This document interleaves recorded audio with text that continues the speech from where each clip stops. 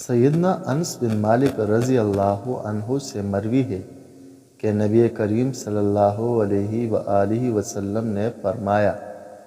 قیامت کے دن جہنمی آدمی سے کہا جائے گا، اس کے بارے میں تیرا کیا خیال ہے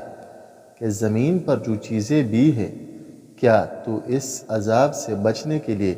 وہ فدیے میں دے دے گا؟ وہ کہے گا، جی ہاں۔ اللہ تعالیٰ فرمائے گا،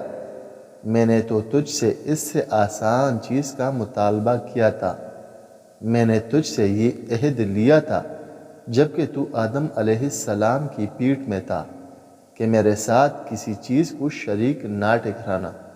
لیکن تو نے انکار کر دیا اور اسی چیز پر ڈٹ گیا کہ تو نے میرے ساتھ شرک ہی کرنا ہے۔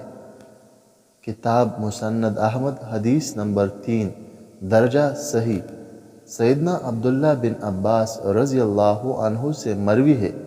کہ نبی کریم صلی اللہ علیہ وآلہ وسلم نے فرمایا، اللہ تعالیٰ نے نعمان یعنی عرفہ کے مقام پر حضرت آدم علیہ السلام کی پشت یعنی ان کی اولاد سے مضبوط عہد لیا۔ اس کا طریقہ کار یہ تھا کہ اللہ تعالیٰ نے ان کی پیٹھ سے وہ ساری اولاد نکالی جو اس نے پیدا کرنی تھی، اور ان کو آپ علیہ السلام کے سامنے چیونٹیوں کی طرح بکھیر دیا، اور پھر ان سے آمنے سامنے کلام کرتے ہوئے کہا، کیا میں تمہارا رب نہیں ہوں؟ سب نے جواب دیا، کیوں نہیں، ہم سب گواہ بنتے ہیں، تاکہ تم لوگ قیامت کے روز یوں نہ کہو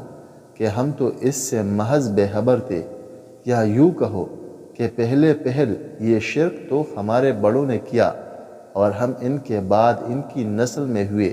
سو کیا ان کی غلط راہ والوں کے فعل پر تو ہم کو ہلاکت میں ڈال دے گا۔